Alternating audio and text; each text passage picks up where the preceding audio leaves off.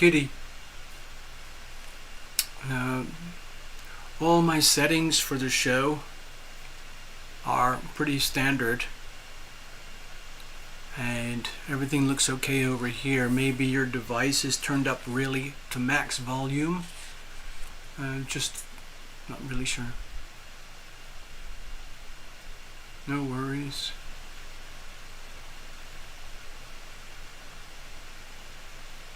Oh dear, here we go. Open widget, okay. Okay, something's screwed up with the stream. I don't know if we're going to be able to do this. Oh boy.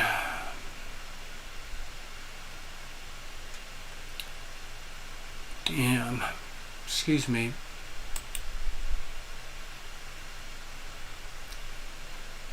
Okay, I don't know what's happening here. I'm sorry, this...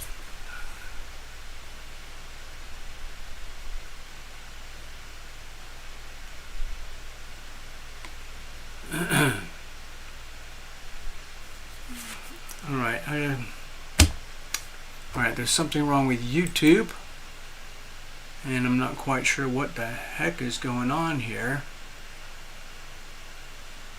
Stream here, where is it? Give me a second here. No, that's not it. Okay, now everything weird. Okay, there's some very weird stuff going on over here. The studio looks good. The transmission looks good. The studio transmission is good. So I don't know what's happening with the audio or the or the reception on the viewer's end. Anyway, I'm just going to get on and make an astrodoodle for this evening. Well, actually, you know what? I'm going to put this over here. Okay. So if anyone's interested, this is Sunday night live. I do little mini tarot readings for people if they're interested. I do it by donation. And you can go to... Why, that's weird. If anything, I wonder why it comes across as so loud. That's very strange. Well, the music just... Oh gosh. Okay, I'm not sure. I've never had this experience before. All my audio stuff is pretty much standard.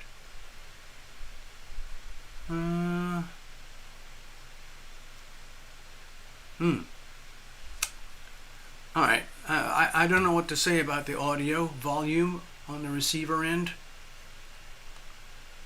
Okay, I'm going to go off. I'm just going to leave this here. So if people are interested, if you want to get a little live mini tarot reading, you can go to your phone or tablet or another tab or something, or another device, and go to TarotLumination.com and go to the donate page, click the donate button. You can swipe over there, and it's just like, you know, it's just like online shopping. Super loud. I don't get it. I really don't get it. Pretty much everything has a standardized setting here. Anyway, I'm sorry, I don't know what else to say. I'm just going to do an astrodoodle for this evening. So I have a reference point, because, you know, when I start talking about all the personal readings and stuff, I often default to the astrology because it always seems to be relevant for what's going on in the background of the world, let alone people's lives. So just bear with me. You know what? I'm going to try another piece of audio. See if that... How about this? How about let me just try... What the hell is going on here? Blacking out. Oh my God.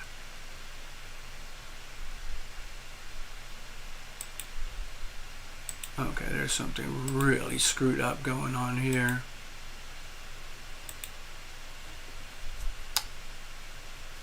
Okay, well that looks fine. I can just sit like that. Huh, okay, sorry, we're having a very bumpy start to this show. Jeepers, man. I've been doing this 8 years. You'd think I would have figured it out by now. Let's try this one. Tell me how loud this one is, please. In the meantime, I'm going to try and do the astrodoodle in the background. I'm having real problems.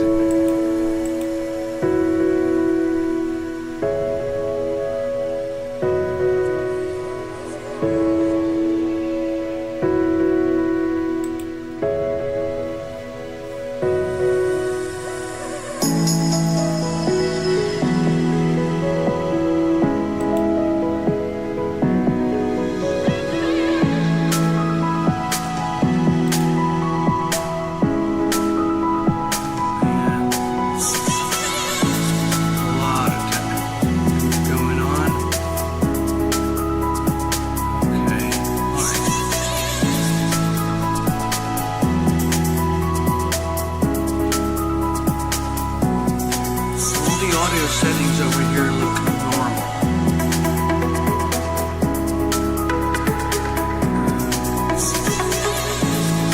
Everything over here looks normal. I don't really know what the problem is. I'm going to work on the astrodoodle for a few minutes,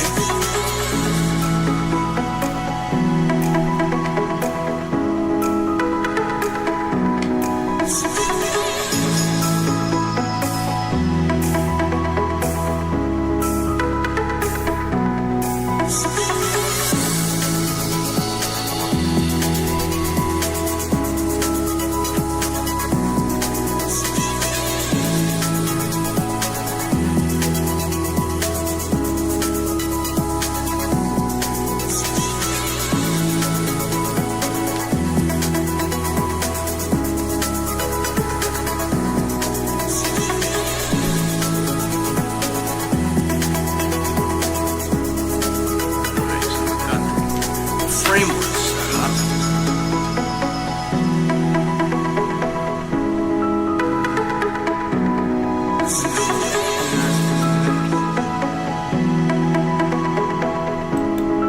Hey Gregory. God, what the hell is going on here? Oh God. I'm sorry, I'm having so many technical issues. I'm going to blame it all on Mercury retrograde for now. There's a really choppy, everything's really choppy. You know what, Alright, I'm going to do something. Just bear with me. I'm just winging it right now, okay? Alright, so I don't know if you can see this map of America. I just figured this out today. This is like a place where you can actually see live, real-time, the next rad towers and the emissions and the transmissions coming out. Some people say that this is having an effect on the weather. The little green blobs moving around are live right now, updated every 30 seconds or so. I don't know if you can see it. I can see it pretty well from here. And all the little sort of weird crusty blue blobs, those are some of the active NextRad towers. These towers are very, very big, and they are wrapped around to make it look like a big ping pong ball, just a white ball. And they're very big, and they sit all over the country. And the NextRad people tell you it's basically for detecting weather and observing the weather. But there are other people who are saying that these towers are actually used for other purposes. And if you look closely, For example, where's a good example right now? Up in the Midwest, heading towards Chicago, and up near Nebraska, heading into Iowa, and that area, you might see some very sharp stabbing lines that seem to just shoot out like straight lines. And those are coming from the next rad towers. I'm thinking in the background, I'm going to shut this down because it's using up a huge amount of the computer power over here, as far as I can tell. So it's probably a good idea if I just shut it down for now. Sadly, I was going to talk about this later. I'm just going to go over here. So give me a break on this one. I'm going to go back to my normal settings for showtime. Okay. Oh my God, what the hell is going on with all these freaking settings? Give me a second. Alright, that's good. Chop that down. Yeah, Mercury, hello. So, hello Gregory, hello Jody, hello Necessary. Sound is good, movie map is good. Okay. I have to remember that the YouTube browser is very awesome, but it's much bigger and more heavily populated than my little Rumble browser, where I get very comfortable during the week where I do my deep dive astrology for the world. Over here at YouTube, I can't talk about any of the things that I like to talk about. And so all I do now is the Sunday night little mini readings if anyone's interested. The sound should be good now, and the channel and the stream should be stable. So if you want to bear with me, I'm going to play a little tune here in the background while I finish the astrodoodle, okay? And then we can get on and talk about the readings themselves. Yeah, Mercury retrograde has been a bit of a challenge. That's on top of Saturn, Neptune, and Pluto, of course. Okay, dokie.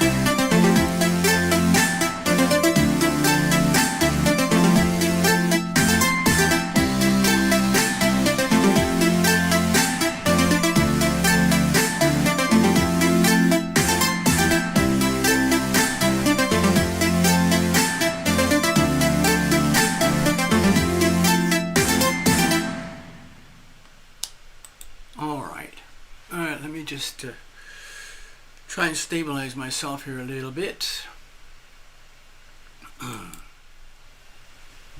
Okie dokie. Hello, let me just check over there in the chat.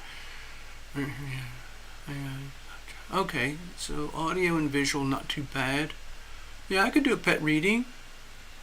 Mia. Oh, little Mia, meow. Meow, Mia.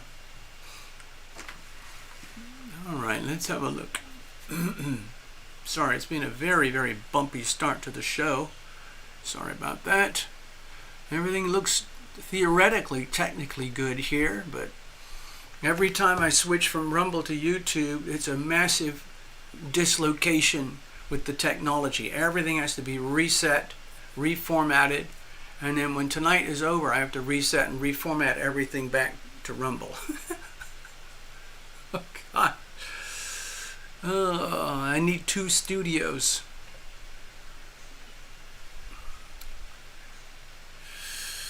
So, yeah, I was out for my early morning cup of coffee, and I checked on the car park. Okay, so I was up here. Sorry, I was over here. And I was at my McDonald's over here. Wait a minute, am I close enough? Yeah, about over here. And I was looking at the little car park outside where there's this crappy old van which says cash for cars on the side of it. It just lives there. And it's like a commercial, it's advertising. And that's where I discovered little Parker, the little miniature baby black long-haired kitten with dazzling green eyes and a very cute meow. Hello, love driver. Anyway, a few weeks ago, I'm proud to say that I believe little Parker was adopted, hijacked, kidnapped, or rescued, however you want to look at it, because there were a couple interactions that I had with a few local people, and then poof, 2 days later, little Parker was gone, and I got a huge appearance from a lovely woman in a sort of a linen type gown type dress, a very flowy type dress, a very beautiful woman. And I couldn't tell. I'm pretty sure she was either black or Latino. I think Latino.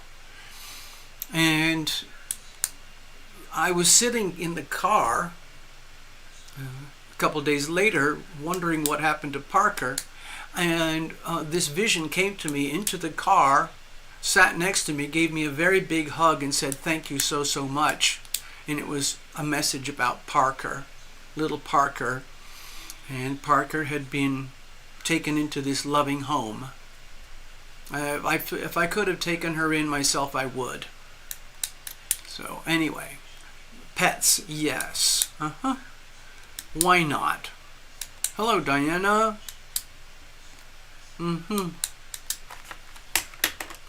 Sorry, I'm really all over the freaking place.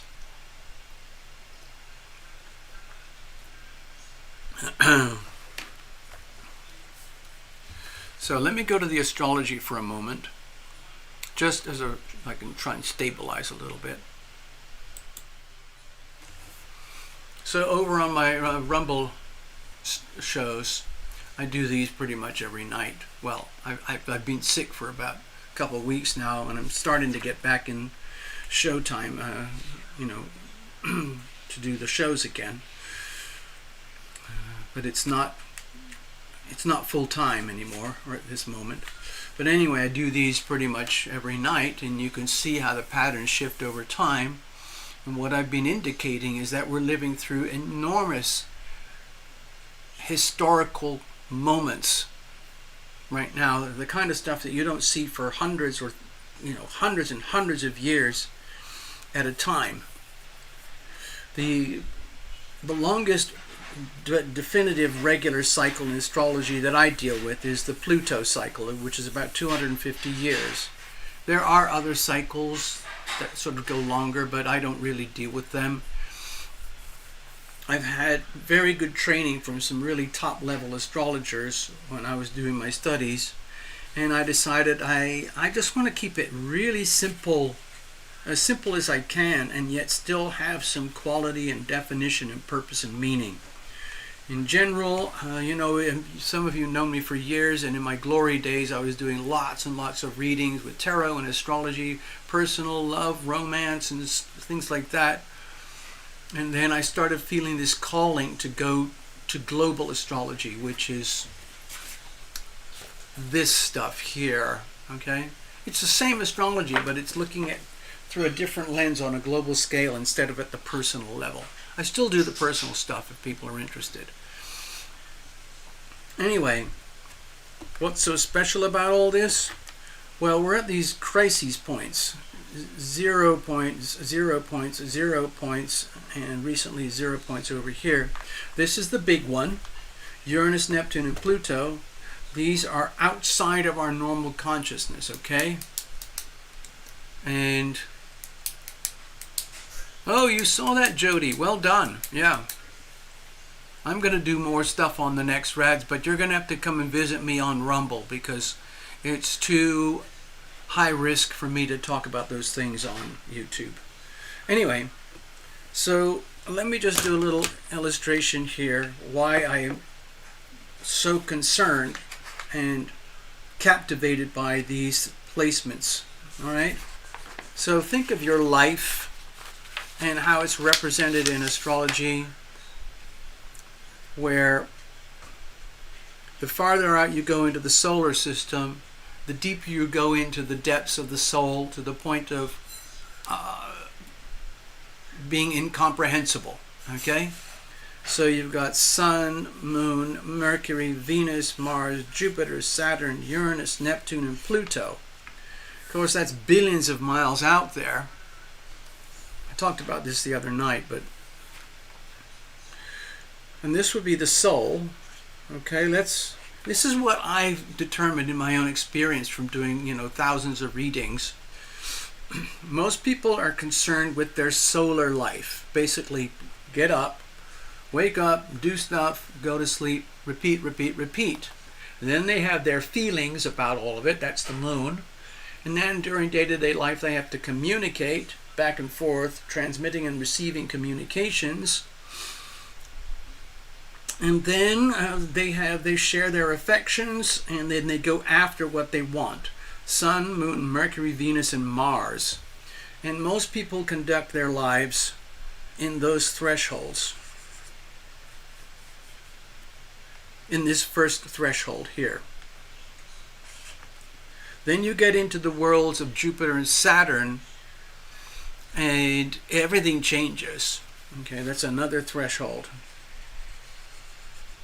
Over with this second threshold, Jupiter, you could say, oh, that's all about the good stuff. Good fortune, benevolence, good health, happiness, luck, things growing and becoming successful, prosperity, adventure, becoming wiser, healthy, becoming healthy. And then Saturn kicks in and says, wait a minute. Saturn the manifester, Saturn the great teacher. You either get rewarded or punished, depending on the decisions that you made up here. So, classic example, Saturn return, 30 years, 29 years later, everybody hits a roadblock here. They have their Saturn return. Things get typically very, very bumpy when they start to realize, oh, my life is a lot bigger than just my 5 senses, or chasing girls, or chasing boys, or getting food, or having a job. It's a much bigger deal than that. There's other stuff going on. And you start to realize, oh my God, most of my life I've just been living on autopilot and conditioning. Oh, and I made some really bad decisions. That's really painful, and you will be held accountable. Okay? So that's that chapter. But when you get into the third section over here, this is usually beyond any kind of conscious awareness. You're dealing with Uranus, Neptune, and Pluto. These are the transpersonal planets, and these move very, very slowly because they're so far out in the solar system. that you don't even know it's happening. I think of all of these levels as different forms of geomagnetic energy that influences our body, mind, heart, and soul. It also influences the planets. All the planets influence each other. That's why you have squares and trines and sextiles and oppositions and conjunctions. Those represent the different geomagnetic pull and push on each other. Same thing in our body, in our life. Same thing for planet Earth itself. And when you get out here, because you can't really see these planets, with a good sky and good optics and good eyes, you can see this: Sun, Moon, Mercury, Venus, Mars, Jupiter, and Saturn. But you can't see this. And up until a couple of hundred years ago, Uranus, Neptune, and Pluto were just considered mythological energies living out there in the solar system, but not defined. And it was only till they discovered really powerful telescopes that they could see Uranus, Neptune, and Pluto, and then they realized, oh my God, it's not mythology, it's real. All the stuff that we imagined from thousands of years of old astrology is actually real. Pluto, god of war and power and money and control. Neptune, the god of love and evil. Uranus, the god of awakening and shock and evolution, so on and so on. But we don't often see these or feel these until you have some very deep, profound chapters in your life that triggered it, okay?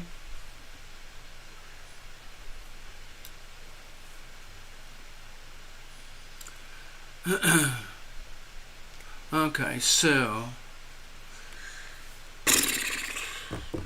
I always keep this in the background, okay? So let's go back here.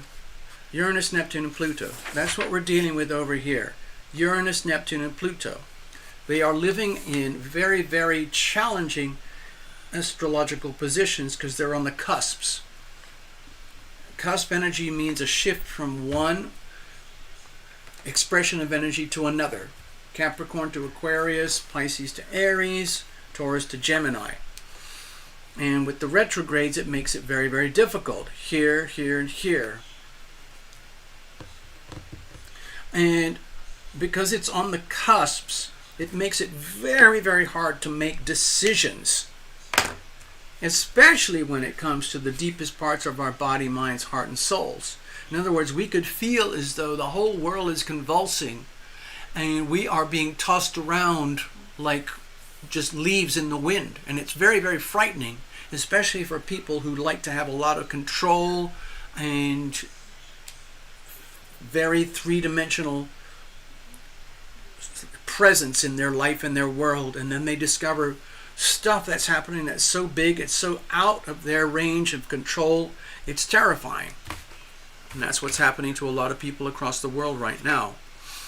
I like to break it down to the very depths of Pluto over here, where in essence, I'm just going to put it out like this, we're witnessing on a global scale a war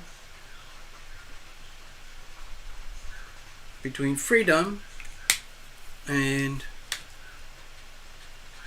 tyranny.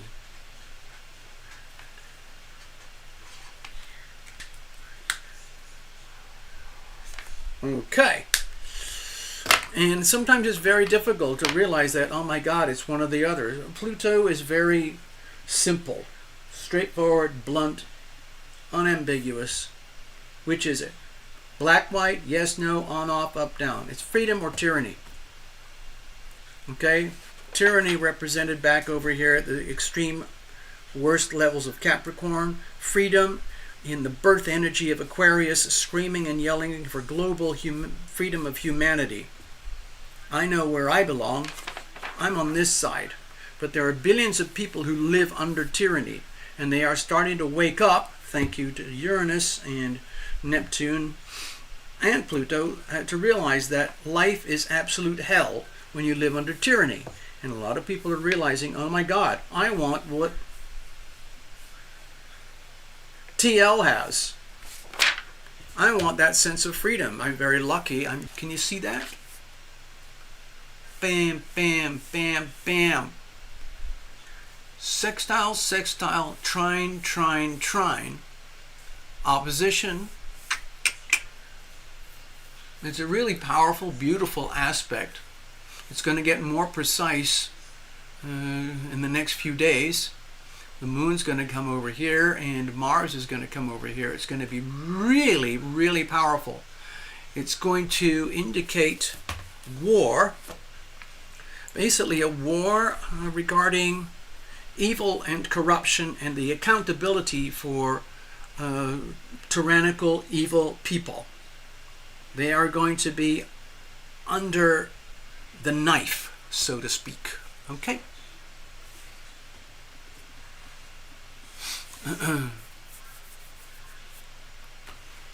Anyway, let me have I gotta check some, I gotta do some technical stuff, bear with me, and I'll be just, let's have a look here.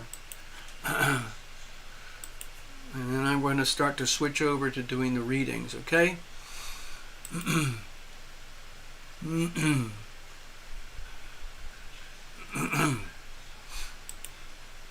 Bear with me, just chat amongst yourselves, and I'll be able to get on with the show.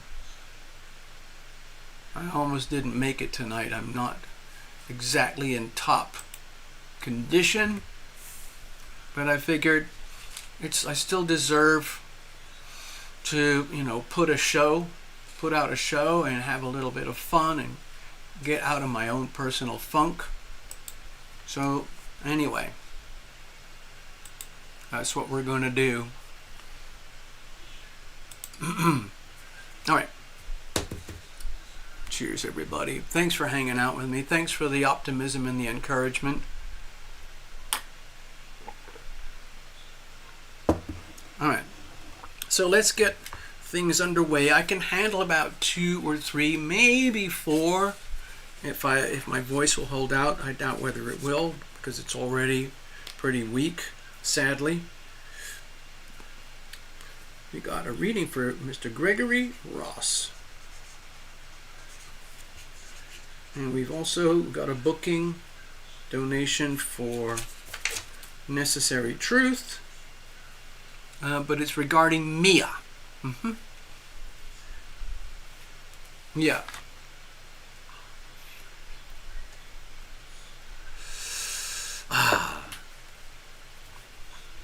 Here we go.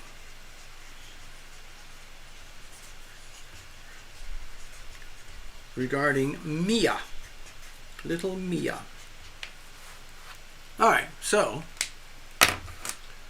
I don't know if we'll come back to the astrology. I just wanted to point it out because it's a very beautiful astrology tonight. Scary, powerful. We have this fantastic, very, very positive feedback loop with the trine and the kites and the sextiles. And we have a fierce opposition here, and we have this fierce T-square over here. It all adds up to just another day in astrology, of course. Right now, I am going to get the cards out and start shuffling, and we're going to get ready. And where was I?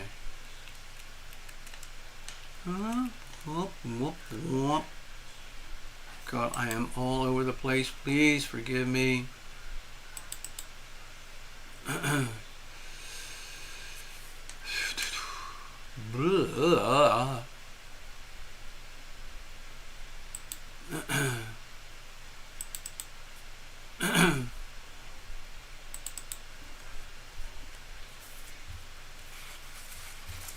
going to keep these handy just in case we need them.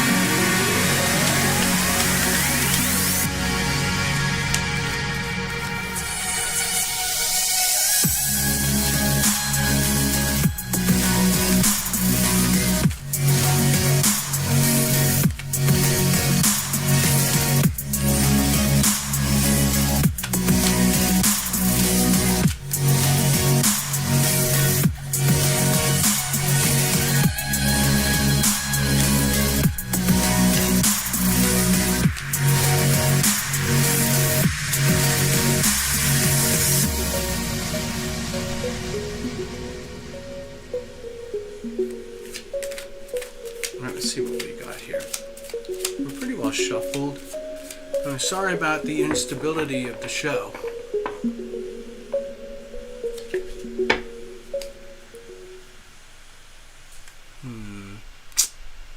Transmission problems. Everything looks great. All the green lights are going over here.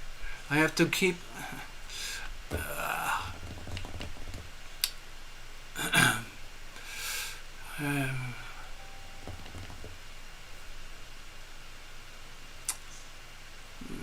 keeping track of all the buttons in the software is okay.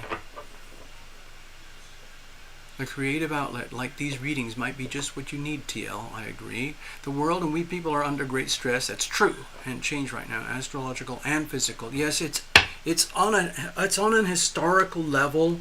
I've been doing this a long time, and I've lived through some pretty serious pieces of astrological history. One of the most recent ones was the huge one, January 2020. Don't know if anybody remembers that. But the world changed forever. No going back. I'm not going to talk about what it was, but you could think of it as a bomb. A bomb that was dropped all over the world. Yes, Jody, you're right. I mean, I'm always looking for creative outlets. I'm a compulsive creative producer type. And if I don't have an outlet, I get very, very claustrophobic, choked up, frustrated, angry. All right, now, let me just check in. Before I actually get into the readings, okay, the cards are ready to go. And we're going to start with little Mia, okay? Okay. Double checking. I got so many freaking buttons that I have to double, triple, quadruple check all the time. And that should be good. That should be good. Okay. All right. Cheers, everybody. I'm having a shot. It's a ginger shot.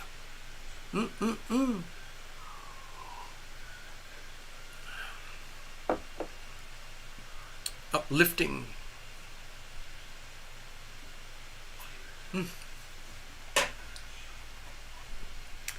And I'm going to finish off a little piece of iced tea.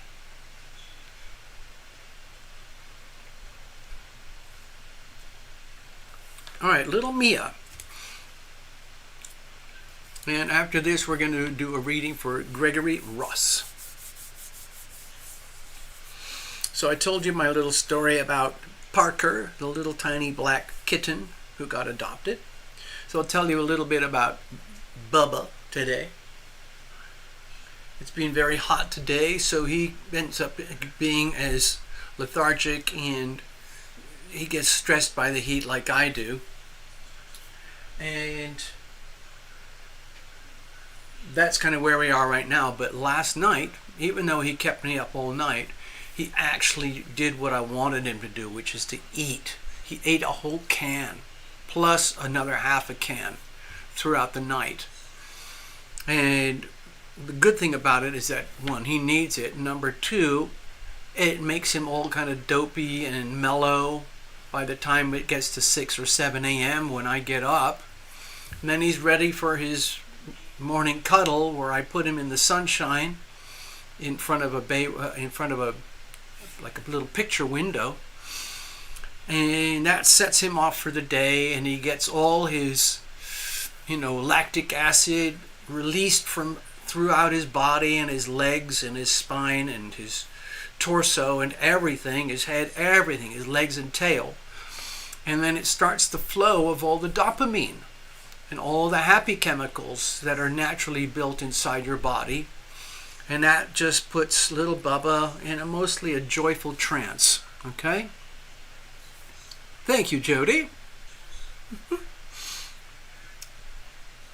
So, good news for Bubba. He's been doing quite well. I have to keep a very close eye on him to make sure he drinks enough water. He has to have iced water in a very, very special way. And then his food has to be, oh, never mind. All right, so we're going to go have a look at little Mia right now. So what I'd like to do is, like what we do, like remember the old days, the glory days of TarotLumination, where we had online private meetings and we were doing like aura fluffing events where we would cleanse our body, not just physically through exercises, but with aura cleansing activities, things like that.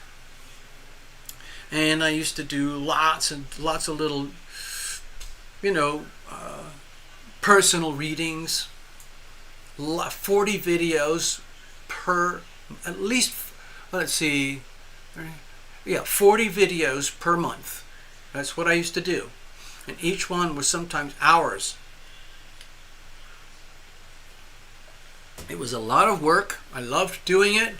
And then everything exploded, and everything after that it's history, and everybody knows I'm still permanently scarred and pissed about the destruction of my channel, but it's still here. It's just like a more or less like a twitching corpse at this point. And I used to earn my living off my little channel, but those days are long gone, and so I kind of operate in the shadows these days. But the good thing about it is that I went through a long, slow transition to give myself, I awarded myself freedom to do everything on Rumble. Rumble is just, it doesn't have what YouTube has, but they allow for freedom of speech for people like myself. So that makes me happy. At least I get to clear my own energy. I get to express and get it out there. And we talk about all sorts of things: animals, nature, volcanoes, fires, hurricanes, tornadoes, China, America, Europe, war, bombs, astrology, anything you can think of.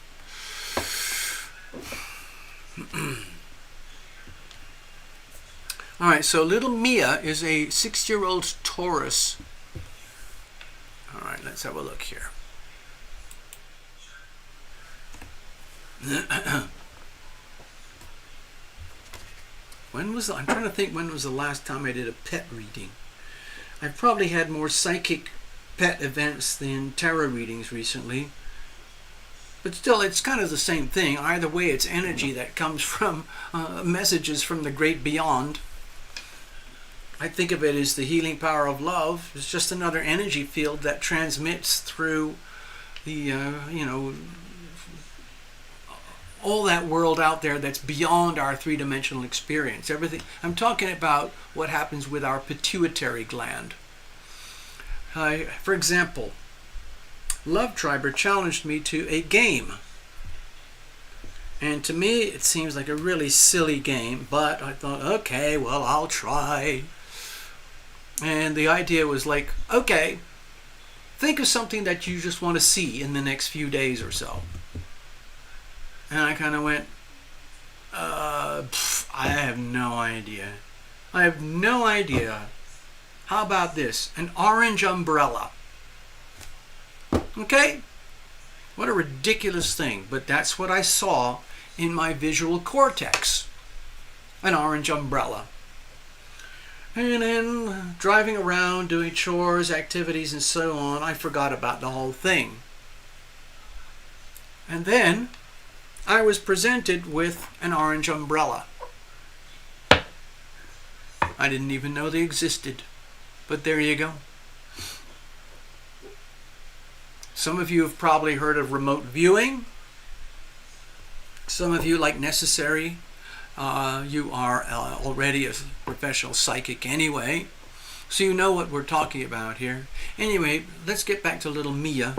How about we kind of imagine the old-fashioned, olden days of TarotLumination. We picture ourselves in our virtual, imaginary, vivid retreat, probably somewhere in Oregon or New Zealand.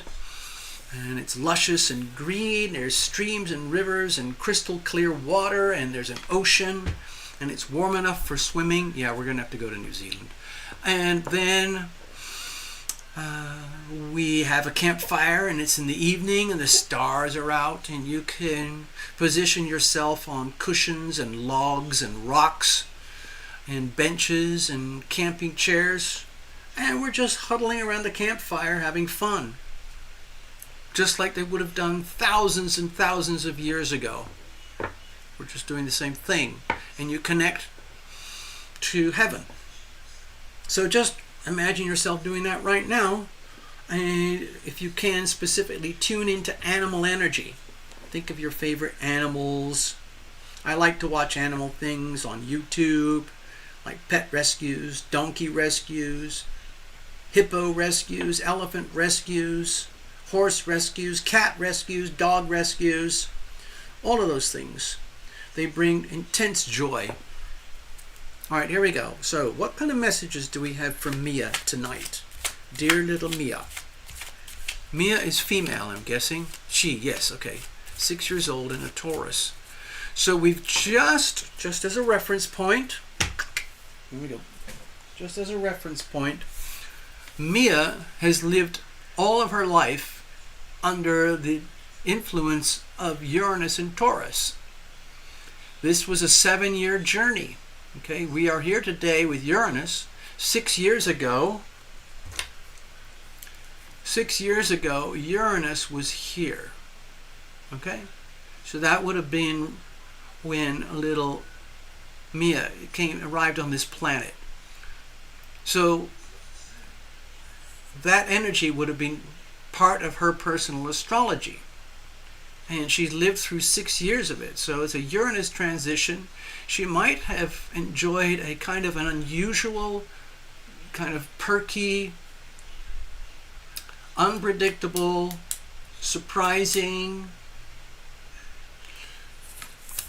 what's the other word? Think of magic. I also think of magic when you think of Uranus.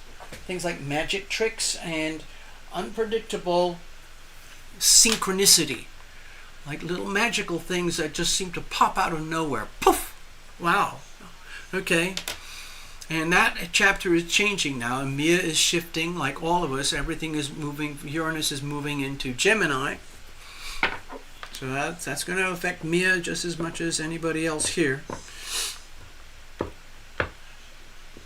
Yeah, that's interesting. So her whole life has been conducted under the Uranus and Taurus influence. So she must have had Sun in Taurus and Uranus in Taurus at that time. Wow. All right, messages. Now, I have no idea what's going on with Mia. I've never met Mia personally. So I'm just going to do a blind reading here. I'm not going to overlay any kind of expectations. Just invite your invisible friends and your animal connections, your pet connections from the great beyond to amplify the ability to do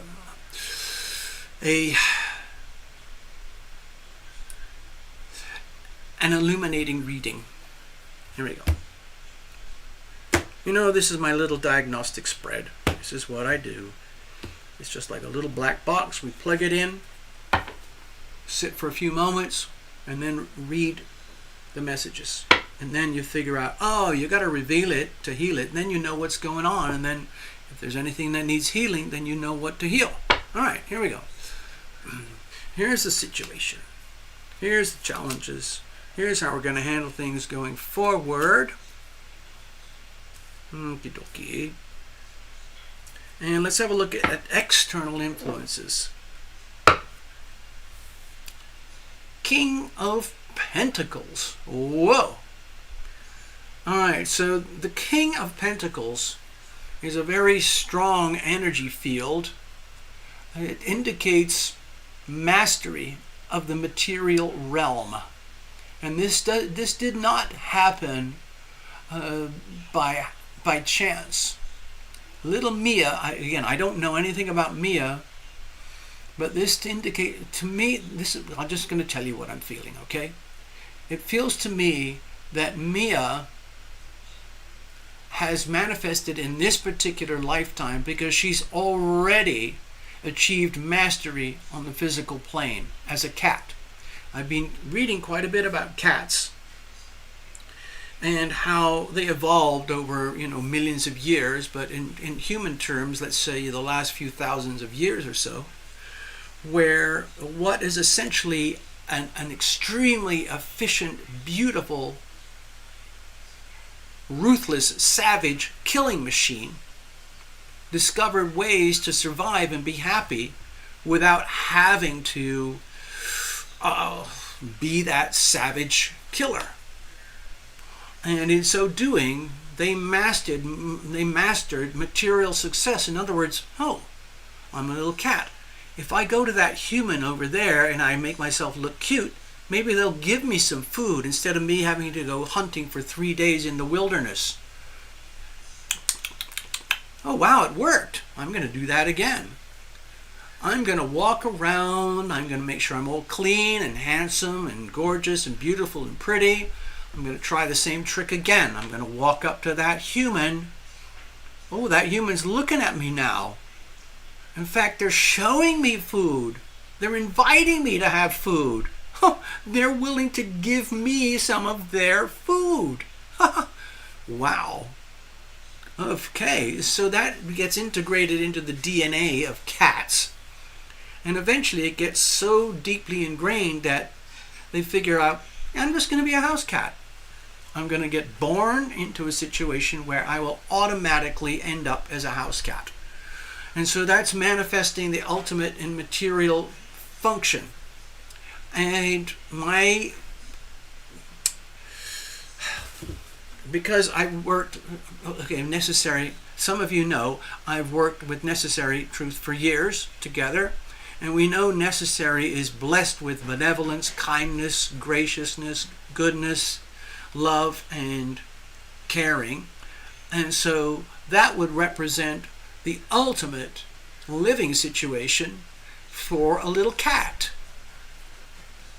And I think what's happening with the Ten of Pentacles, it's just being affirmed that little Mia is being shown, well, she's not going to be, I don't know, she's probably not hearing the reading, but anyway, it's an indication that the astrology tonight, the astrology tonight is very benevolent here with this big fat kite. To me, it's an indication that little Mia has reached a level of mastery where she has perfected herself into being a highly valued and adorable cat creature who is now enjoying the wonders of being a supreme expert at manifestation of physical reality. A savage, perfected apex killer turns into a house cat. All right, what's the situation? Let's have a look here. Okay, so with the Knight of Swords, my feeling is that this relates to her Uranian energy, where if you pay close attention, I'm talking to the humans now, dear humans, if you are hanging around with Mia for extended periods of time, you might notice that she is either visibly, externally, and obviously, or subtly and invisibly communicating important messages that you as a human need to integrate and learn and understand. You might not know it's happening, but that's part of her, my feeling is that's one of her primary functions now in this particular lifetime in terms of soul exchange energy, where by benefiting, by enjoying the benefits of being a house cat, she has now a spiritual obligation and duty to share her benevolence with her keeper, Necessary Truth. So that benevolence would manifest as secret messages, overt messages, psychic awareness that is coming to necessary truth from Mia. And it would happen in a way that's divinely ordained. In other words, you wouldn't know it's happening until it happens, and then you might wake up and realize, oh, I just got a message from Mia. Oh, thank you, Mia. How that message is conducted is a secondary issue, because you would pick it up. You would pick it up psychically, okay? Whether you know or be at the deepest levels. You might not know you're picking up messages, or that Mia is actually providing divine guidance for you in your life. In other words, like an instrument of the healing power of love, where there's you, there's Mia, and there's a soul connection, okay? And it acts as an amplifier for your own natural psychic connections to the great beyond. By adding Mia into the household in a very unique, very special way, she acts as an amplifier and a translator for some of that energy that comes from the great beyond. The messages from the beyond. Okay, so what are the challenges here?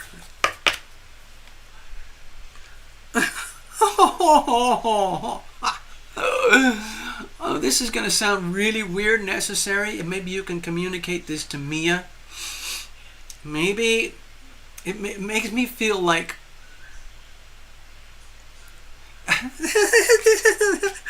I'm just going to...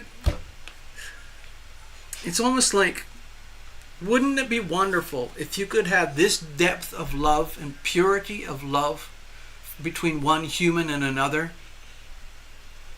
And yet right now in this situation, it's optimized and maximized through a cat. And a lot of people feel that way. I was walking through the car park today. Hold on, give me a second. I was walking through a car park today at an early morning trip to a drugstore. And there was a little car just parked near the drugstore, and it had a big like bumper sticker thing all over the back end. It said something like this: I love my pets and my animals because they're pure, and you can't get that from a human. You see what I'm getting at? A lot of people, I believe, have that experience where they sense pure love through animals, or in particular a pet. And that's what I'm sensing here.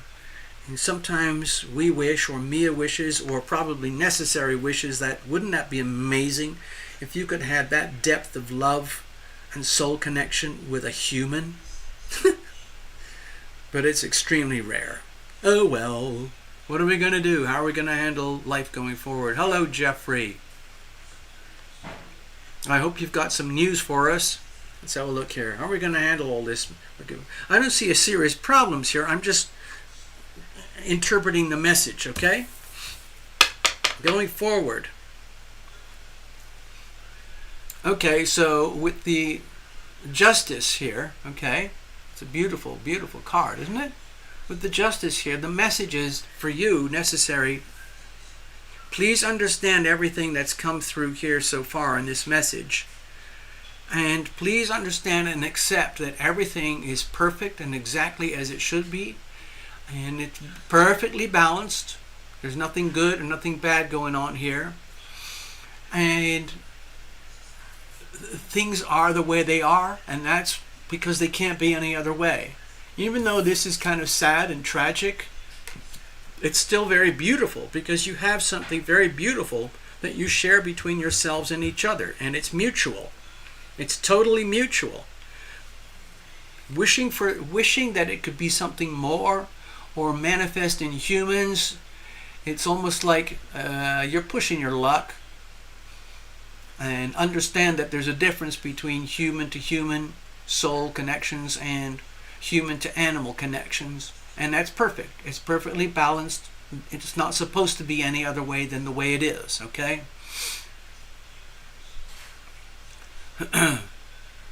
So, no harm, no foul. In other words, I think what's happening here, it's a crystallization. Okay, it's basically a clarification, a crystallization of what you already know necessary. You know that Mia came into your life specifically to be with you, and that she did that through her exquisite skills and mastery at the three-dimensional levels. She attracted you to her. Okay, if that makes any sense. And so the story plays out from there. But a lot of that happened is because she had already evolved to be a very highly evolved cat who became an expert at attracting what she needed in the material realm at the highest quality level. And that's what she got. She's got a human who loves her and brings her everything she needs in the material world. In return, she provides pure love through psychic messages. And it's just perfect. Nothing more, nothing less. Okay, that's the reading. Thank you very much. Okay, let's move on. Let's shuffle. I got another reading to do.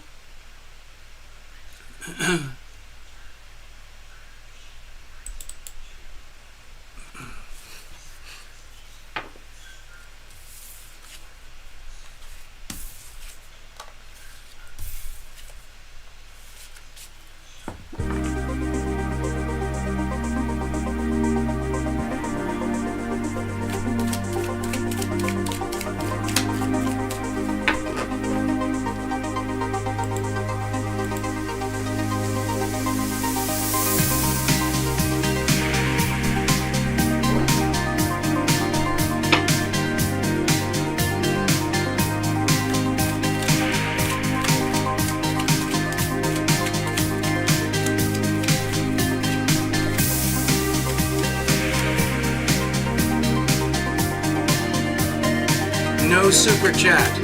Do not do super chat. You'll never get it. YouTube will take it.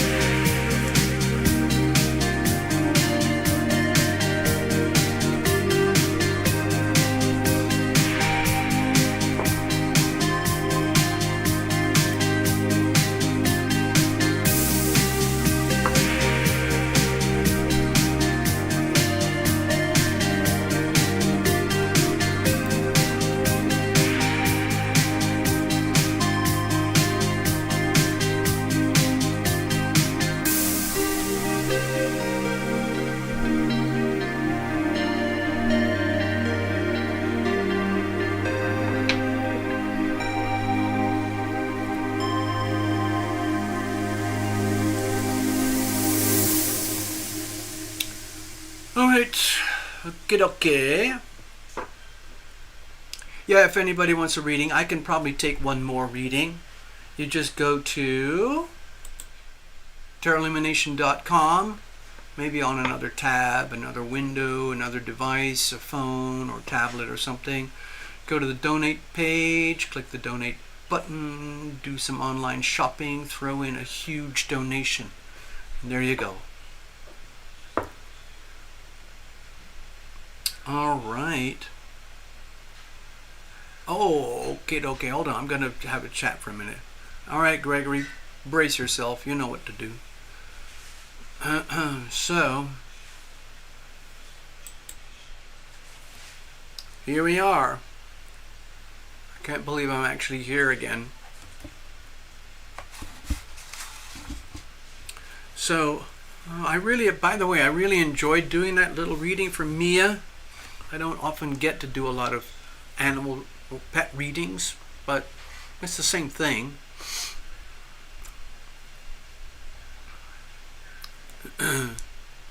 So Gregory, I think, I don't know if Tina's here tonight. I don't think Tina's here, but folks, there's been some activity in New Mexico. Oh, Jeffrey, okay.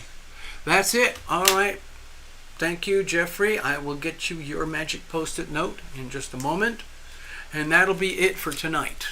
Okay? I won't be able to handle any more readings after that because my throat won't handle it. That's all right.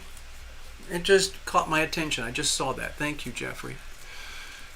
So, I was very lucky to see a new released movie the other day based in New Mexico.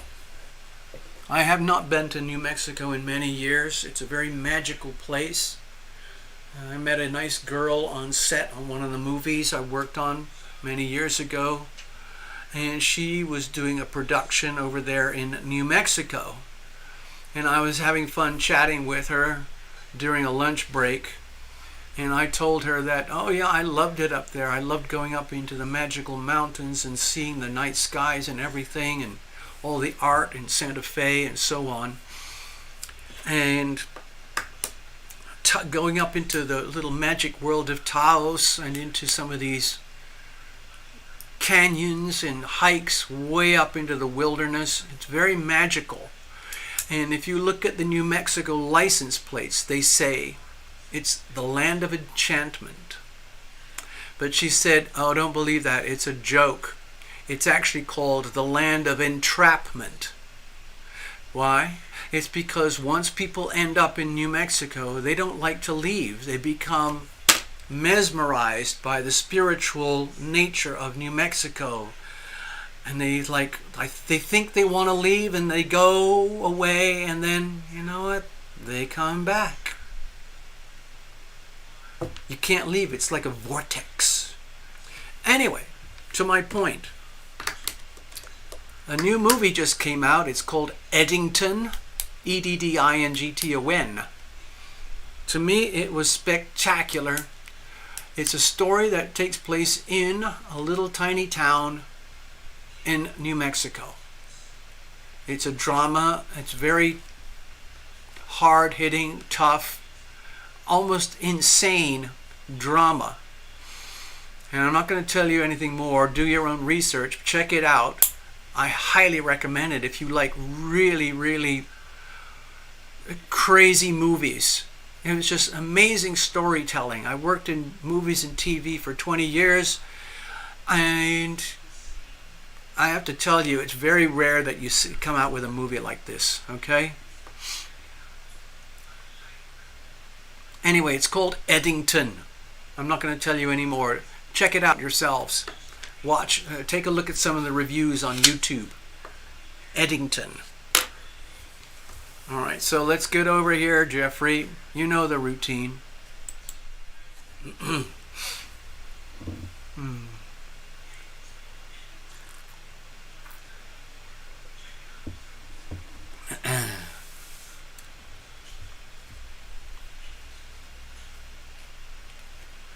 Let's see. Let me mark. Let's get Jeffrey's. Okay.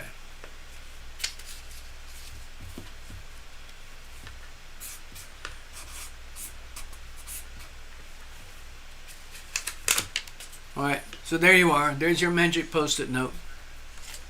We'll come to you in a little bit. All right, Gregory. Your cards are nicely shuffled, so we're pretty much ready to go.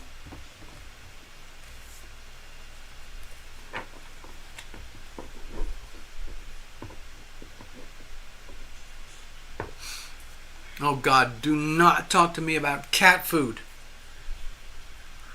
Ugh. Oh my God. Yeah, she can be a salmon gal for a while, then she'll turn into a chicken gal, and then eventually a beef gal, then over to the tuna, and then it won't be anything except pure tuna. And then you have to go back to turkey, or turkey with cheese. Oh, then recycle to beef. It's just, you said the right word, fickleness.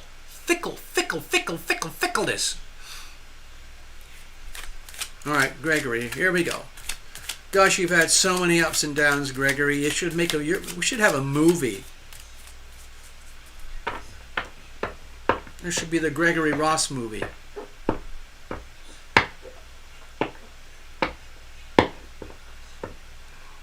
We'll call it, oh, I got it. We'll call it the Ross Files. Ha ha ha ha ha. That's going to be a new TV episodic show.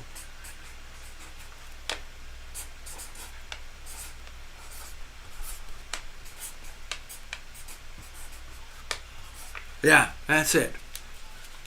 Up and down, on, off, left, right, in and out, happy, sad, chaos, love, beauty, confusion, theft, robbery, crime, bliss, all of it.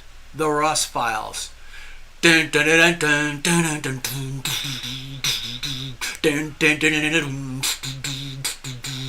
Ross Files. Yep. That's what we need. All right, here we go.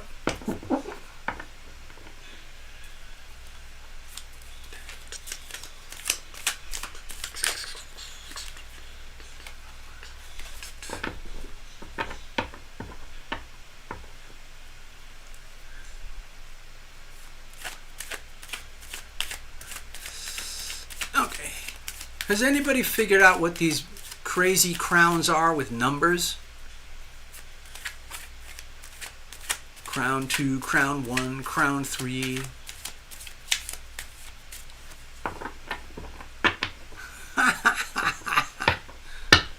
Oh yeah. Oh yeah. All right, let's have a look.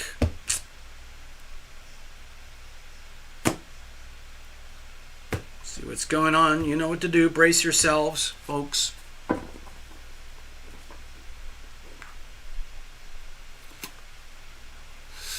All right, let's have a look here. See what's going on. Here's the situation.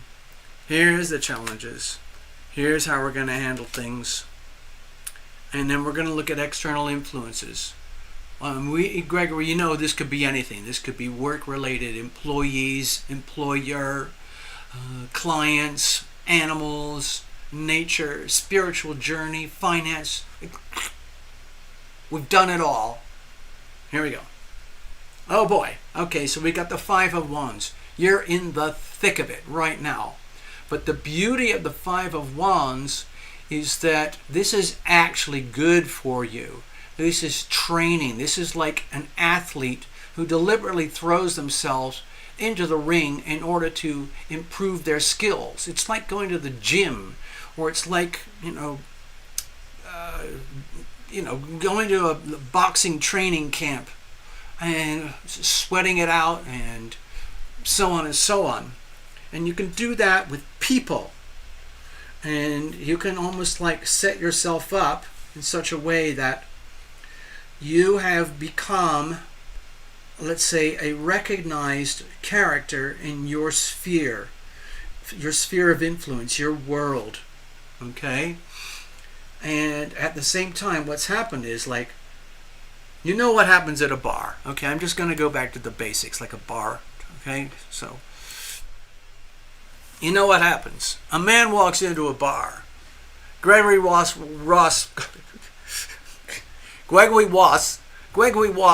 walks into a bar, casually goes up to the counter, the bar itself, looks around, doesn't have to say anything. Bartender comes up, the usual, sir? Yep. And this is the opening scene for season 1, okay? There's Gregory Ross sitting at the counter. Just another day. And then the camera comes in, pans out, opens wide, pans out to the rest of the bar, looks over there to the door, swings back, looks over there to the pool table and the little cubicles, and then over there to the restroom door. And then back to Gregory. Close up, tight. Cut.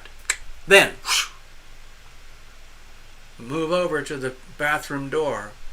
A person walks out of the bathroom door, immediately recognizes Gregory Ross, tight on the other person. The other person goes like, oh, you. Okay, and then there's 4 other guys. There's girls, there's guys, there's bikers, there's beauty queens, there's aspiring strippers, every character that you could possibly imagine in a lively bar. People playing pool, people gambling, people drinking and talking, people making out, and so on. A jukebox playing quietly in the background, and there's Gregory just sitting there.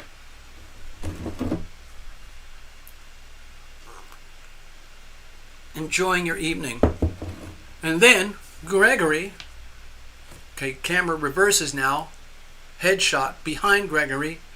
We can see the back of Gregory's head, and we can see into all the drinks counters where all the whiskey and the rum and the vodka are up there on the shelf. And behind that is the big mirror where you can see everything in the bar through the mirror. And then Gregory notices that, uh-oh, what's that guy doing? Oh, they're coming up behind me. Oh yeah. Oh yeah. And one of the guys comes over and sits a little bit too close for comfort. And then the other guy comes over, stands behind, just a little too close for comfort. And then the third, and then the fourth. They're all hovering in, closing in, trying to look totally benign and harmless. But in fact, they're thinking, this could be our moment. Gregory's had it coming for a long, long time. And then Gregory, of course, is sitting there.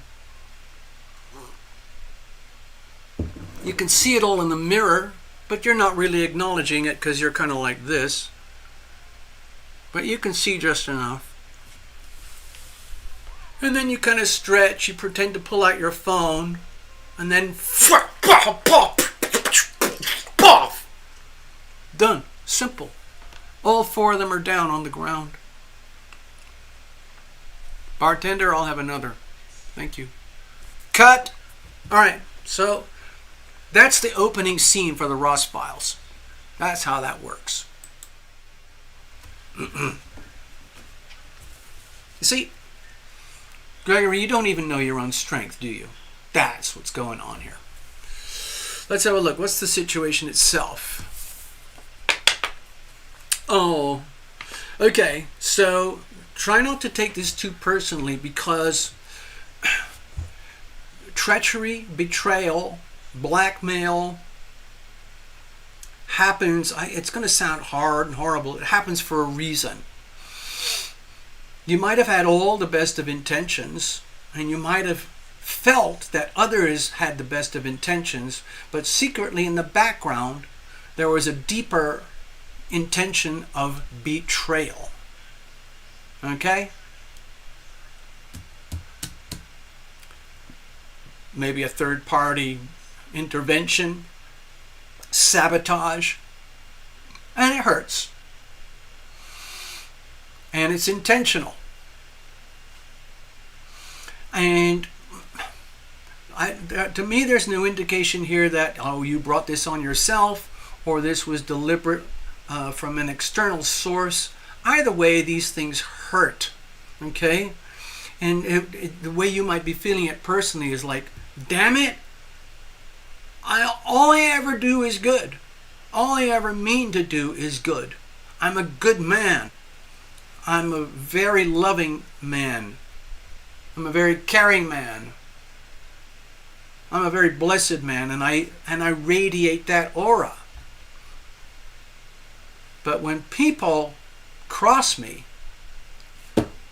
it's not acceptable. And that's one of the things, Gregory, because you operate at very, very high standards that you set for yourself.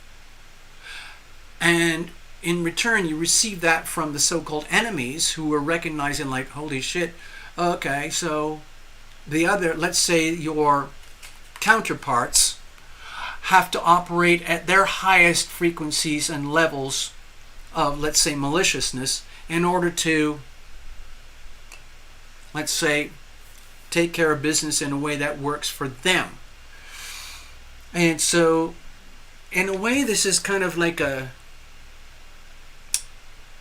I'm not saying it's a curse, it's what happens to anybody who effectively is born with very high standards for themselves and for expectations of life, love, and the world around them. Only to find later on that not everybody's built like you, Gregory.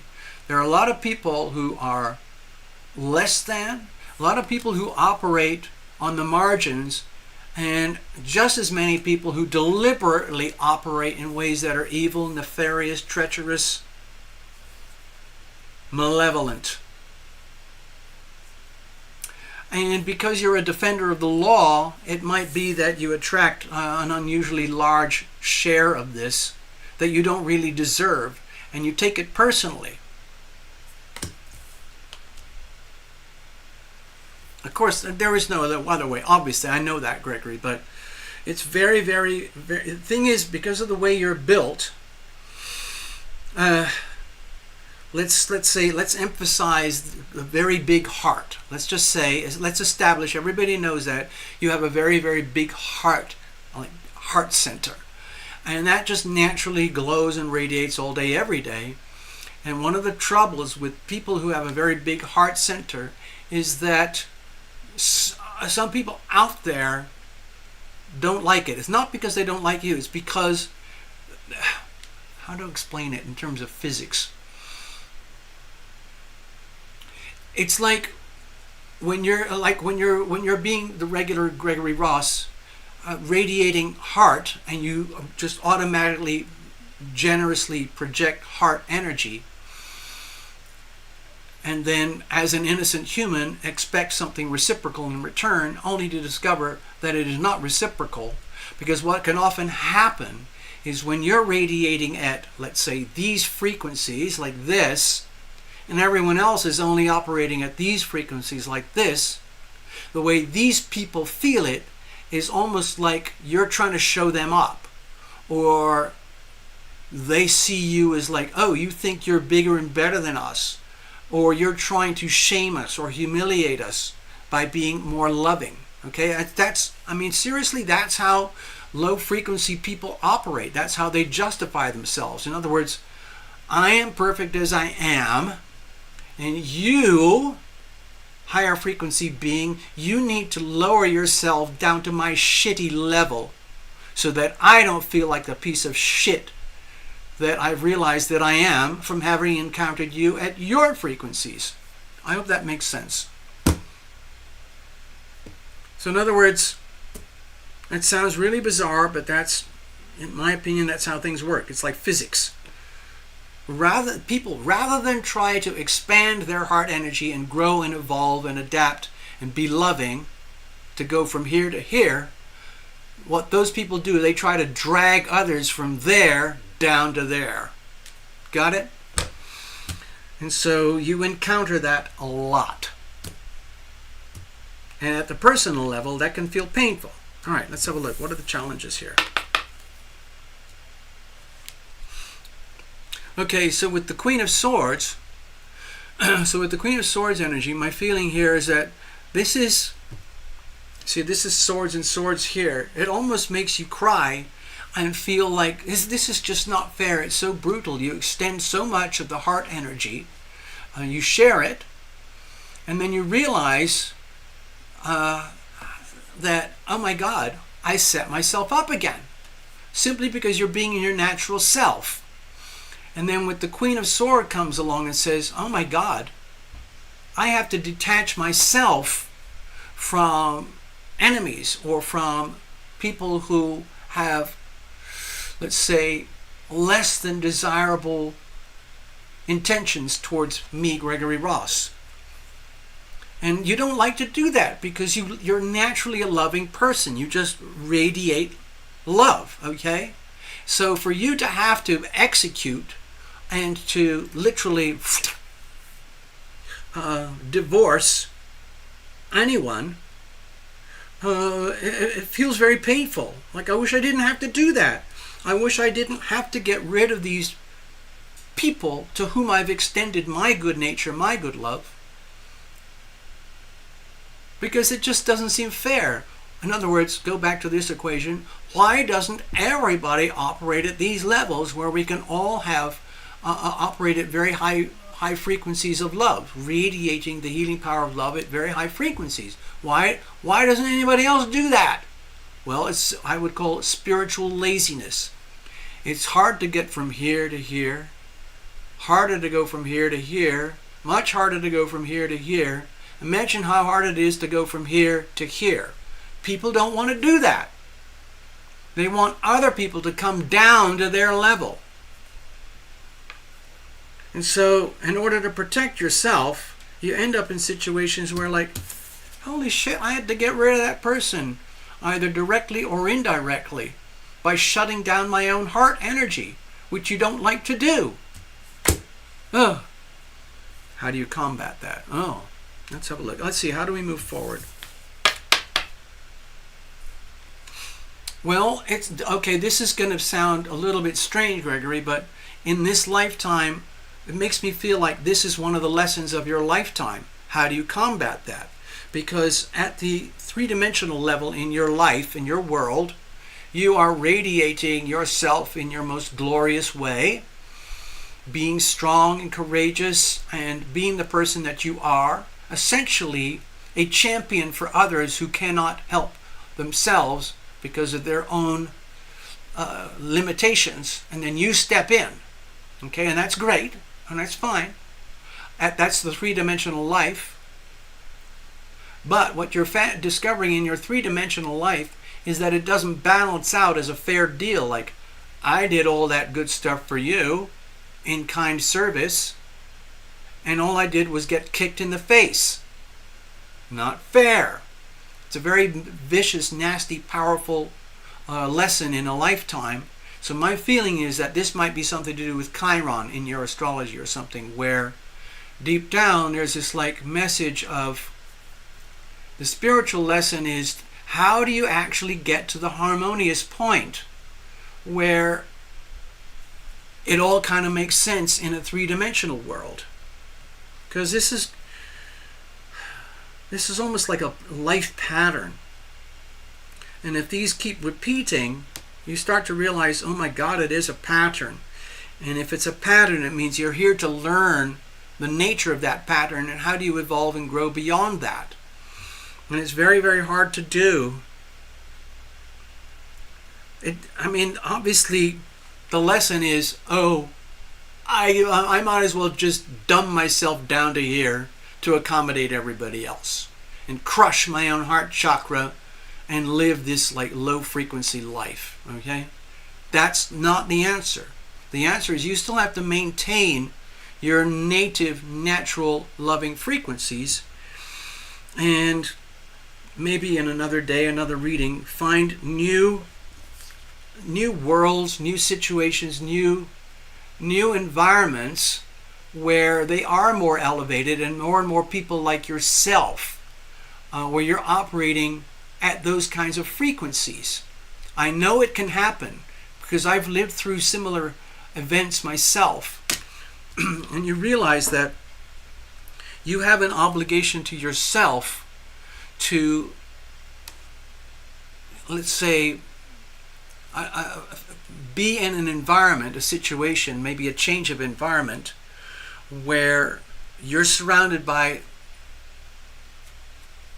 like-kind souls who are operating your frequencies. See, you're so used to being in a state of combat, operating with very low frequencies, vicious, warlike energies, representing clients and so on, and having to survive all day, every day, just like the opening scene of the Ross Files. And after a while, it gets very exhausting. And so this looks like a sort of an understanding of what's going on and how to move forward is about change. Some sort of change has to happen where everything here that makes sense, in other words, your day-to-day life operating there, is not permanently or perpetually under attack by people of lower or much lower frequencies. I don't have an answer right now, okay? But I'm sensing with this card, that's what this is about over here. It's that somehow or other this has to be figured out. You've asked a question, but I can't actually answer that question in this reading, so I'm not going to even try. But it's okay to have an open-ended reading. It happens now and again. All right, Gregory, thank you so much for your kindness and patience and understanding and generosity. And I look forward to episode 2 of the Ross Files. All right, Gregory, thank you. Jeff, you're up. Okay. Oh boy, that's it. No more readings. My voice won't take it.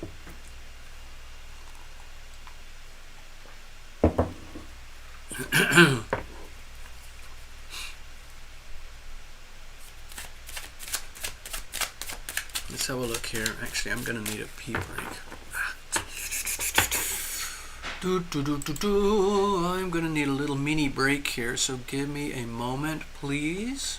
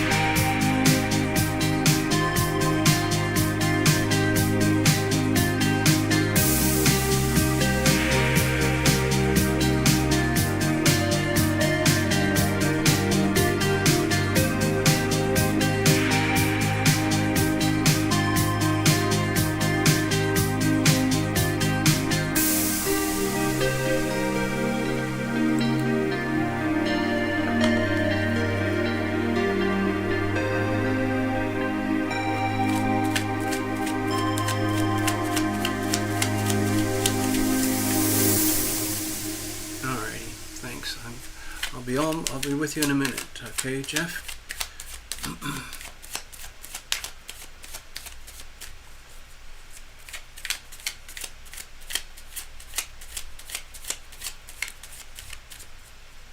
Okay, I'll shuffle some more in a second. I need to do a couple technical things here. Clickety click, get all this stuff organized.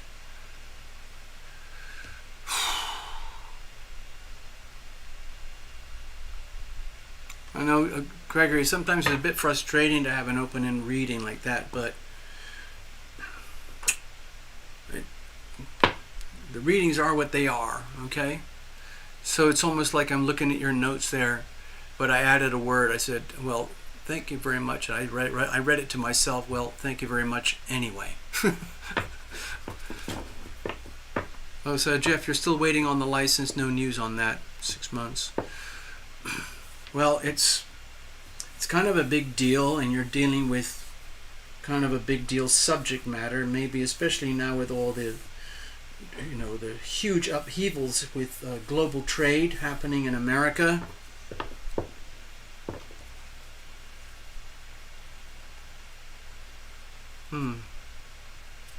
Okay, no worries. We'll see what happens.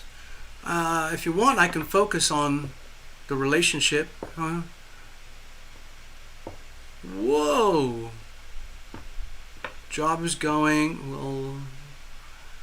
well. Got 50% raise in 10. Wow. Wow. Okay.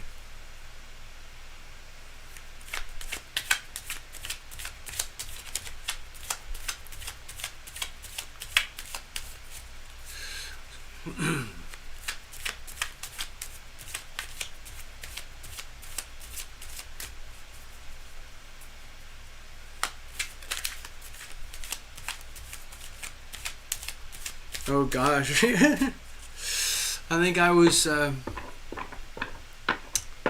talking to Love Triber the other day about the olden days on TarotLumination, when I used to do lots of love and relationship readings, and I would do my crucible spreads and so on. Oh, you know what? Read it, Sarah. I won't be able to take it anymore. We can do one during the week if you want. I'll do a little mini thing and just post it to you. But I've already done several, and this will be it. This is my third, okay?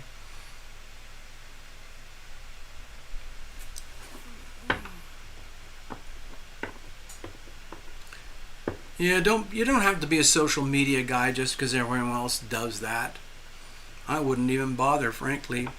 But some people like it as a reference point. For all you know, Jeffrey, maybe the whole idea is like it's like, oh, okay, sorry. This is going to sound really, I don't know, a bit childish. I hope, I don't know, but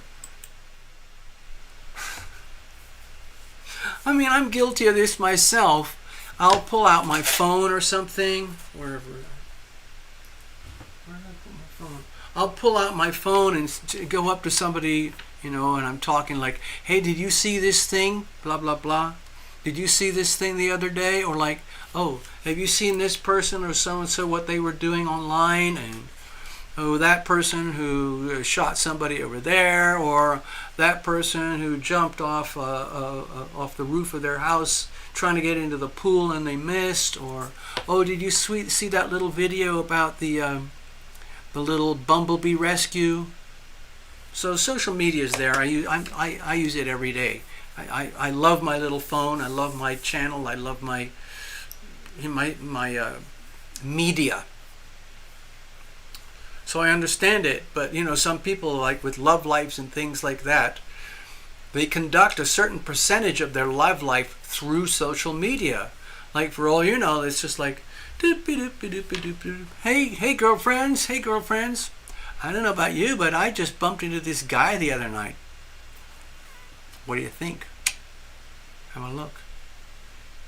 And the other girls go, ooh.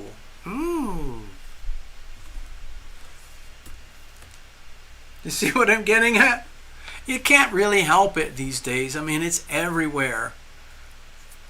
I'm not on that myself, but I'm not in that world. But I'm active on YouTube, X, Rumble, and I access other content. But I don't really do anything personal.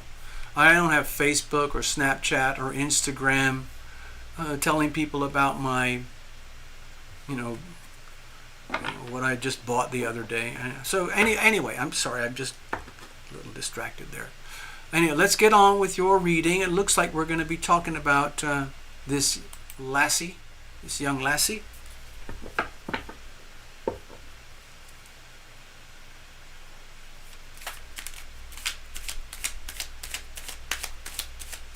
I like stuff that's really, really old school. Really, really simple, classical, old school. I like girls to be girls. I like guys to be guys. And pretty straightforward.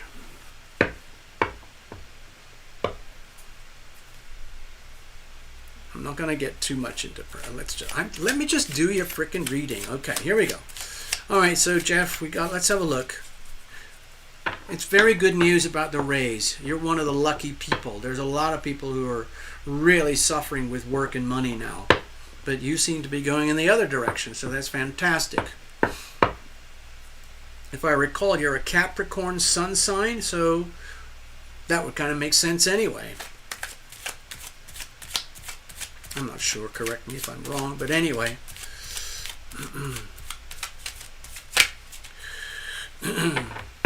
You know, Capricorn energy, it's long term.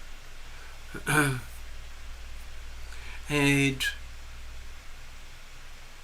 I've had some very, very important Capricorn relationships in my life. And I could go into depths of it with astrology and whatever, but one of the benefits that I noted about my Capricorn relationships is that they brought stability, practicality, success, sense of future, and guidance on how to proceed in life. It was very, very beneficial for me personally. That's just personal stuff.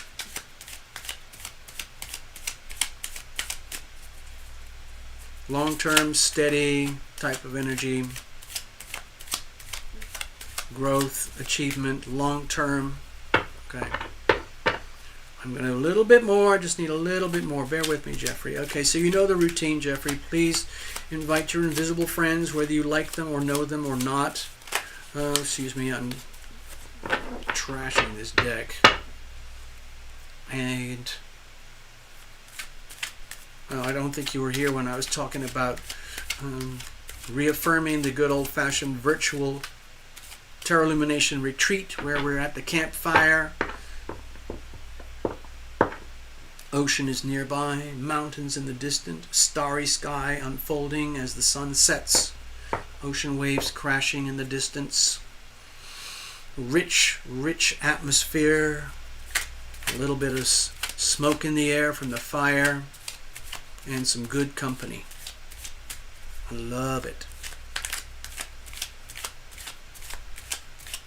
All right, let's have a look here.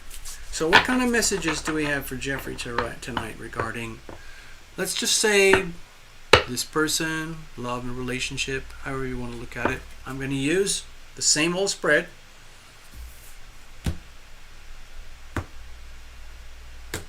Here we go.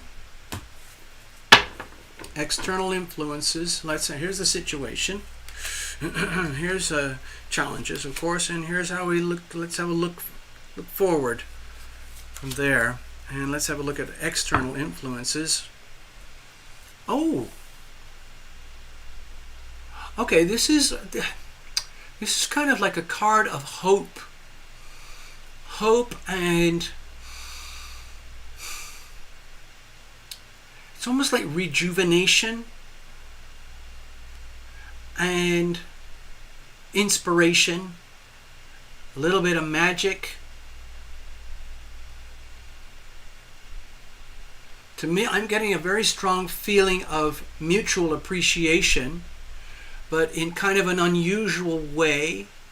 Sometimes people associate this card with the Aquarian energy, and the Aquarius energy would be have characteristics of being unique, quirky, futuristic, idealistic, magical, unpredictable, benevolent, ultimately,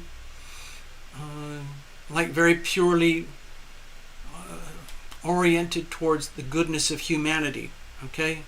Bringing the light of inspiration and hope to others who can't carry it or hold it themselves.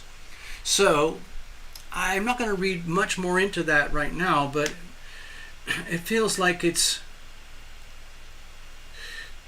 it might not be openly defined at this point, but okay. What I'm sensing is that you might feel a sort of a very kind of unique, peculiar inspiration from being around this person. And she might feel something reciprocal from you. Not something that you could put into words very easily, but something that is desirable and feels good and is definitely not your typical pattern for love and relationships. This could be very much more about, let's just say it becomes a loving relationship of some kind. Let's just for fun project, but the real value is in the friendship. Okay? And I don't know if you've had enough mileage, Jeffrey, but for a lot of people, especially very high mileage people like myself, they start to value friendship more than like love romance stuff. Because when you have the love romance stuff, there's huge layers of expectations and biological stuff and conditioning and programming from your culture and the other person's culture about how things are when you commune and become one, and then how does that project into the future.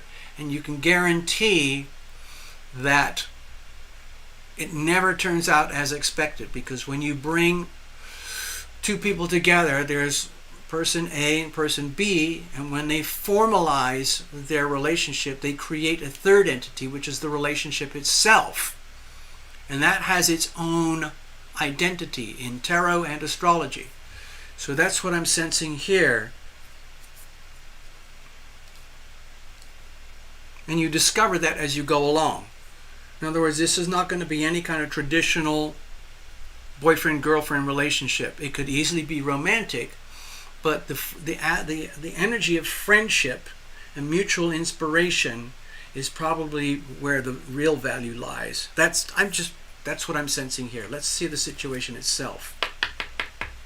Okay, so with the Nine of Wands,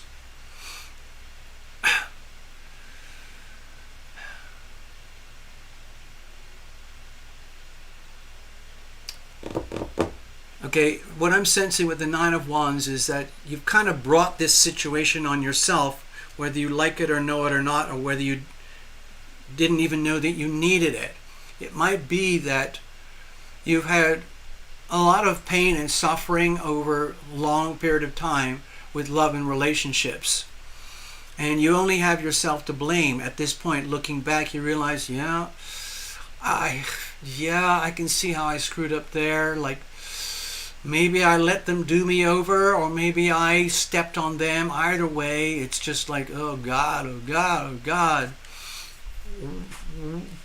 What about now? What about now? And so you end up realizing, look in the mirror and you realize, I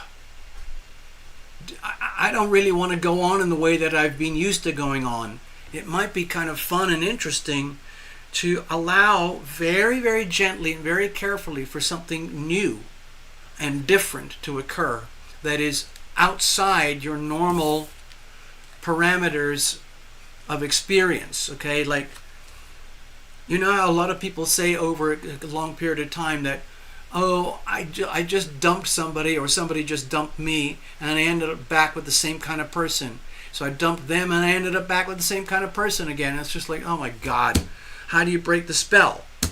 You might be in one of those situations where the spell either may break or it's going to be broken, and you get to experience a whole new way of relating, which is a little bit, let's say, different. So, what's the challenges here? Because there's no point in going into it thinking like, oh God, I'm the broken one. I'm really, really broken. I need someone to save me and bring me hope. And vice versa. You don't want to have to be dealing with people who are really, really broken, and you look at them and go like, oh God, am I going to have to be the one who saves you? Oh, ugh. It's much more about just being yourself in the moment, your own unique self in the moment, allowing them to be their own unique selves in the moment, and enjoying the experience as you go. Okay, let's have a look. What's the challenges here? Okay, so with the Eight of Pentacles, my feeling is that you don't take relationships lightly. If you're going to get involved in a relationship, you see it as an investment. In other words, if I'm going to devote time, energy, resources, compassion, love, intelligence, care to this person or that person in a relationship, I see it as an investment. And I would like to have something respectful and reciprocal in return. Sadly, that does not often happen. Because a lot of times people are just out to exploit someone else, okay? I can't do any more tonight, Fluffles. Good to see you, but I'm already tapped out. So,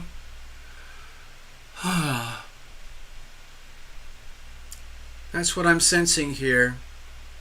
Like, oh God, I don't want to get sucked in a situation where I'm putting a lot of myself in and then only to be let down, or, you know, I get ripped off, screwed, emotionally deprived, physically undermined, financially undermined. Like, oh God, I just had to bail out somebody. I thought they were nice and sweet, but they're basically... I don't want to go on the negatives too much, okay, Jeffrey? I'm trying to keep it very, very light, because that's what I'm sensing here. Like, I'm sensing lightness, friendship, unique, unusual ways of connecting, okay? All right, let's have a look. How do we proceed here? Oh, well, in my interpretation, okay, Jeffrey, this is encouraging. You need to look at this from a perspective of being a mutually beneficial relationship dynamic at the core. In other words, it can't be about anyone recognizing that you're a catch because you're sensible, hardworking, and you make good money, and that's what prospective hunters are looking for, perhaps in a relationship. For whatever reasons, maybe they just want to piggyback on you, or maybe they're thinking like, "Oh, you'd be a great dad, a big earner, a big provider, and I can just sit at home and make babies and, you know, collect food stamps and be, you know, have the good life." That's not an option. It has to be a mutually beneficial thing where all the time it's okay to even use that language. You could even use it, state it very clearly up front, like, "Hey, you're a really nice girl, and I'm attracted to you. I'm glad you are interested in me, and that's great. But I'm only interested in a mutually beneficial relationship." And then let them chew on that for a while. Oh my God. Okay. And so it's just like, oh, a mutually beneficial relationship. In other words, I bring hope to you, you bring hope to me. You inspire me, I inspire you. It's mutually beneficial. That's what friends are for. I'm not looking to hustle you. I'm Jeffrey. I got a life. I don't need you. You're cute, you're nice. I might want you. But I don't operate that anymore. I'm above that. I've had enough of the other stuff. Sure, we can hang out. Sure, I don't mind. By the way, I don't do a lot of that social media stuff. It's just not my thing. Sure, you can have my picture, fine. But there's other stuff that I'm concerned about that's no insult, a lot more important. Okay? So, and ultimately, do you see those little triangles, those little three pentacles up there? That's a very three-dimensional, physically materialistic way to look at love and relationships. Flip it upside down and look at it very closely. That would look like a very tiny miniature version of my crucible spread. there's you, there's the girl, and there's the relationship. Okay? So, remember, I'll just make a doodle here, just quickly, just for reference.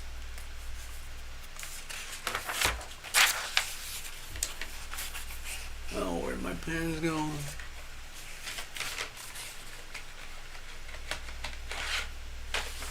So when I do my deep dive love and relationship spreads, I usually do a deep crucible spread, but in essence it looks like this.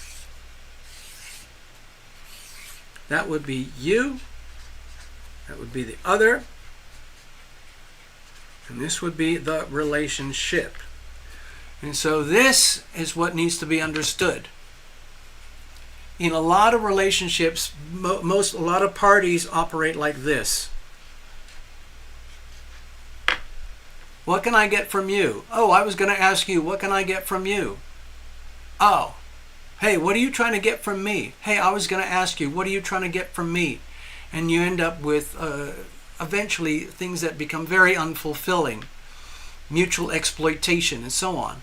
But in a very healthy, loving relationship, both parties recognize each other as fully integrated beings who have things like respect, patience, compassion, care, love, and so on, and they see that reflected in each other. They recognize those characteristics in each other, and so they think, wow, that would be so cool. We need to have a relationship. And so they conduct everything through the relationship. In other words, hi honey, how's this going to work for us? Have you thought about getting pregnant, or are you wanting to buy a house, or are we going to have a joint bank account or a single bank account? Oh, I don't know, darling. I never thought about that seriously. Let's go out and talk about it over dinner. Okay, I like that idea. And so you conduct everything through the relationship, and you scratch all of that. How's that working for you? I don't know. I was going to ask, how's that working for you? Oh, good. That does work? Okay, that's good. So it's mutually beneficial. Okay, good. And so then this becomes the focus. So that this becomes healthy. When the energy is focused here, this becomes healthy. Then you benefit and the other benefits from the relationship. And then you start to look at each other with googly eyes and like, this is kind of cool the way this works. I'm feeling all lovey-dovey. Okay. So anyway, enough of that silliness. All right, so I hope that made sense, Jeffrey. The way forward is the only acceptable options going forward are or is a mutually beneficial relationship. You benefit them, they benefit you, and that constitutes the core essence of the relationship. And from there, it can grow. Okay? Oh, sure, we've got a lot of retrogrades right now, so don't make any formal commitments. All right? Oh, God, Mercury retrograde. This is a great time to do discovery and learning, okay? Mercury, Saturn, Neptune, and Pluto, all retrograde. Explore, learn, discover, find out the strengths and weaknesses about each other, and go forward from there. There's always going to be periods when there's retrogrades and no retrogrades, but right now it's very intense retrograde, so it's a really, really great time to find out what doesn't work. Okay?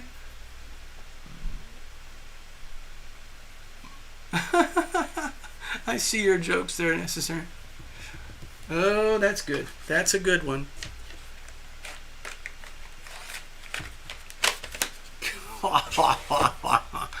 You can look at the Pinto, you can test drive the Pinto, but you're not buying or leaving the lot with the Pinto. Oh boy, that sounds like a famous quote from somebody. Jeffrey, thank you very, very much. I'm going to close up the spread here. Keep it very simple, clear, clean, and we'll move on.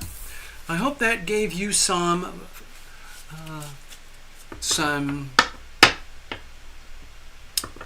some inspiration to go, how to go forward, how to view the situation with you and this girl. Okay? Thank you, Gregory. Thank you so much. And I think we're going to wrap it up now. Let me go over here. Yeah, I'm going to wrap it up. I'd love to. The old days I would have done 5. I think one night I actually did 8 readings, but I couldn't move or talk the next day. My butt hurt so much, and my voice was... I'm not made for big, long talking. I like to do my little shows, and that's it. People like Donald Trump and Tucker Carlson, they talk all day. I don't know how they do it. Anyway, thanks for coming and visiting. Thank you all. I really appreciate it. We've been here a long time. Let's just see if we can keep it going. Thank you, Fluffles. Oh, you saw that? Oh, that's great. Good night, folks. It's been a real pleasure.